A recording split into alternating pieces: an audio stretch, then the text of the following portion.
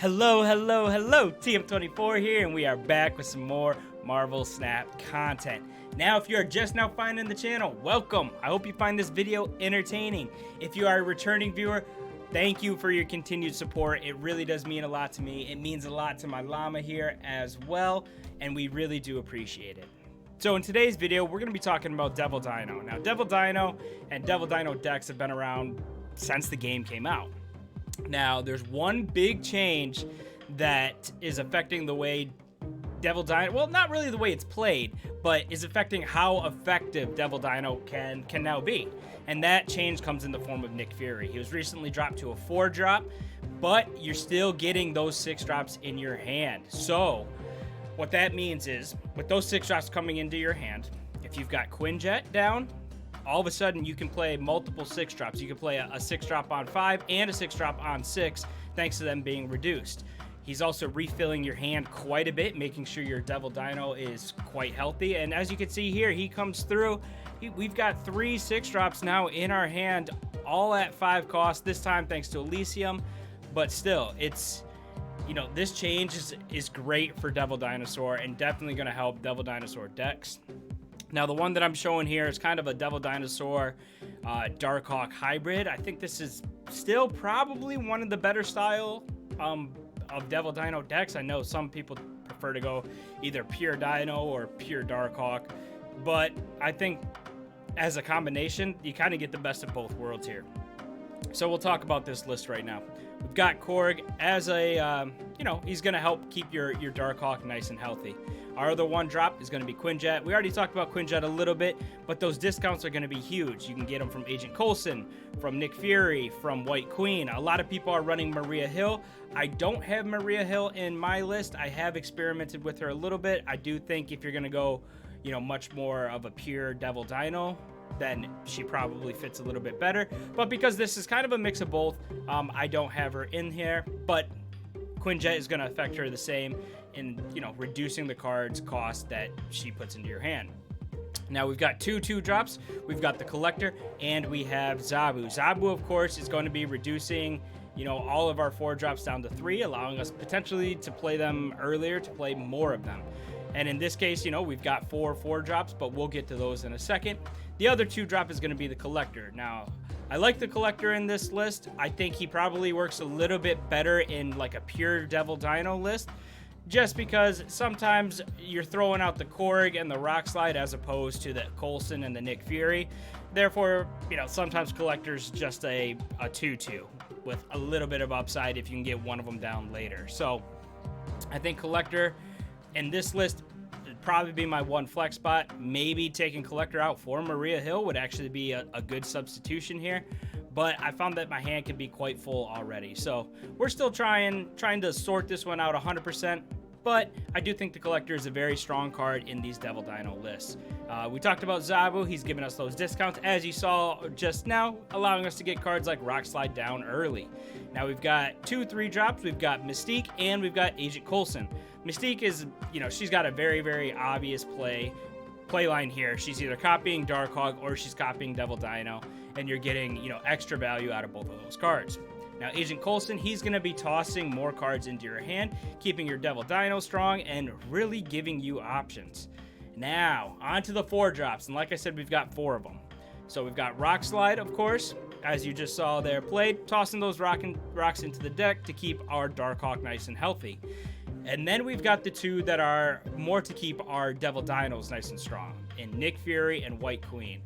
And really, I think that, as you can see here, we get Nick Fury down again. But I think this is where this deck is a bit different, and I think it makes it much, much stronger. The fact that Nick Fury is now tossing those 6-drops into your hand early, potentially even as early as turn 3, means that you can kind of switch up your game plan as you're going. You have extra options that you wouldn't have had otherwise, and it can make it very hard for them to pin down exactly what you're doing. You have so many 6-drops in your hand that now you can kind of change as you go. Maybe the Doctor Doom fits better here, or maybe the Thanos fits better here. It really just depends on you know, the situation, and having those options I think is key and huge. And I think that's why this deck is doing so well right now, is because you do have so many options. So Nick Fury I think is great as a 4-drop. I think he definitely helps take Devil Dino maybe a step or two up. The other ones, we already talked about Rock Slide, White Queen. Again, we're getting the highest cost card of our opponent into our hand. We get information, and potentially we get another 6-drop or another 5-drop. Or in the game previously, we picked up a death, which was then being discounted. So White Queen, again, I still think has a very solid spot in this deck, even with Nick Fury moving down to a 4-drop. Our only 5-drop is going to be Devil Dino. I mean, this deck is kind of built with Devil Dino in mind, getting the most out of your Devil Dino. Now, with other backup options, thanks to Nick Fury. And then I did keep one 6-drop, and I know Dr. Doom just got nerfed, but I still feel like he is so strong that he deserves to be in this deck. Being able to put 2 4-power Doom bots and a 5-power onto a lane is just really, really strong. If storms are coming down, you can still reach it. Those other locations, again, I think that just provides so much value that it's hard not to toss him into this deck. So I really, really like the way this deck is playing, and I'll kind of walk you guys through these next couple games here. As you can see, on turn 1, we've got Quinjet ready to go. We couldn't have asked for a better pickup on 1. We've got Collector on 2, and you can see our hand. It's kind of flowing nicely. We've got Coulson for 3, Darkhawk or Rock Slide for 4 potentially, and we're in a really nice spot here where we're just kind of curving out, and it's going to be tough for our opponent to keep up with us. Obviously, they are some sort of a discard deck with Morbius coming down.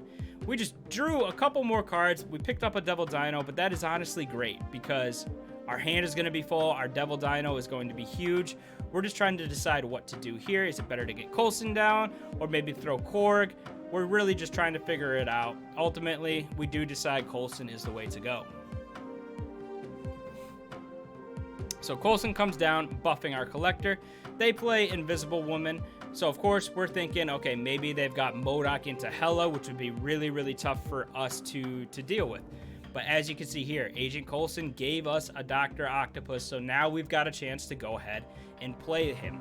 That's an option we wouldn't have, and I think that's part of the reason that this deck is doing well. I kind of mentioned it earlier, but Coulson, Nick Fury, White Queen, you could toss Maria Hill in there if you're playing the pure Devil Dino version, gives you cards that your opponent can't really plan for.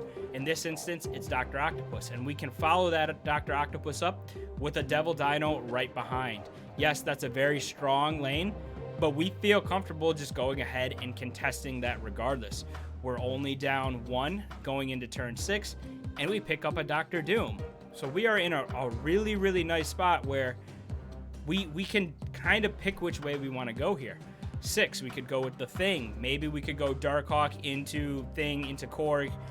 We've got Mystique, we've got Rock Slide. I mean, we just have so many options here that we can really kind of just pick what we're going to do. Additionally, because we were able to get Doc Ock from Agent Coulson, we were able to take away resources from them. So I know that they're just playing off of their top deck. So that Dracula all of a sudden isn't all that scary. We can toss the Thing there, and we've still got potentially a Darkhawk. Granted, won't be that strong right now, but still a card potentially worth playing. It is turn 7, so maybe we can go, you know, the Thing into White Queen. We're thinking maybe do we need to just continue to buff our Devil Dino? We could go Nick Fury and the Thing, and that's ultimately what we end up, well, I think that's what we end up doing. As you can see, because you have so many choices, it can be tough to actually decide what you are going to do here. We make sure our Devil Dino is nice and healthy. We buff our Collector a little bit, and we even reinforce our Limbo location.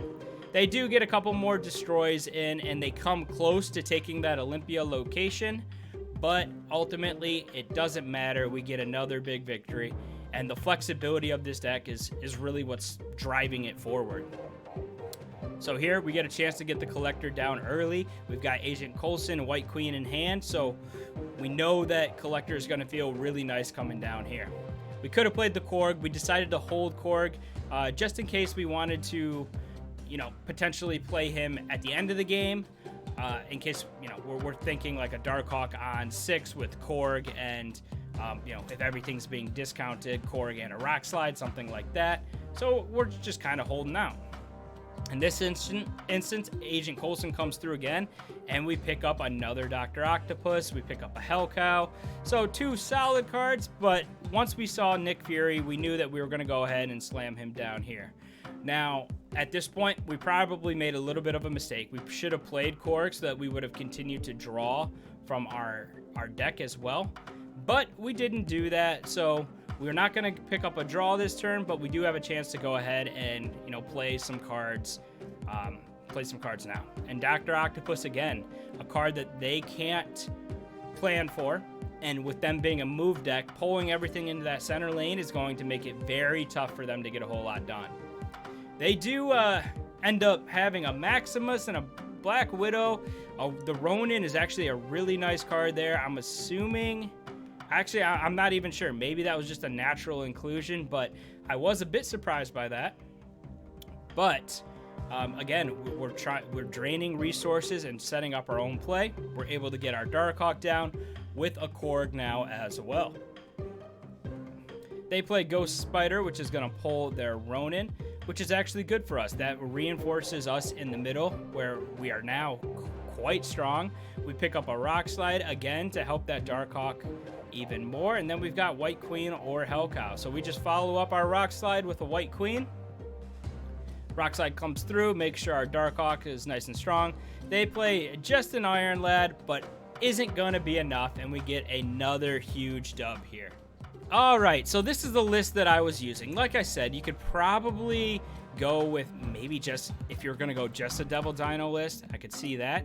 Taking out Darkhawk, taking out Korg. This is a very solid base. In this instance, though, Agent 13 is going to be a really nice inclusion as well, adding those cards to your hand. And then we already talked about Maria Hill a little bit, and she's right here. You could probably toss her in there as well.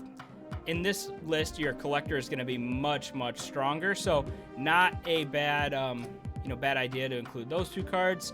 And then depending on what you're looking to do, maybe it's consistent draw. You could get Chavez down. Now we're a little lacking in 4-drop, so does it make sense to have Zabu? Potentially, if we've got a 4-drop, maybe I've seen Omega Red included, because those Devil Dinos can be so strong on top of a collector lane, and you could just toss that power across. And if it's not Omega Red, you still have other cards that, you can include here. Maybe you want Shang-Chi as a bit of an answer, because this deck doesn't really contain too many answers, or even potentially a Cosmo as a little bit of protection for something like your Devil Dino. But I think this list is really, really strong right now. I think it's worth giving a shot.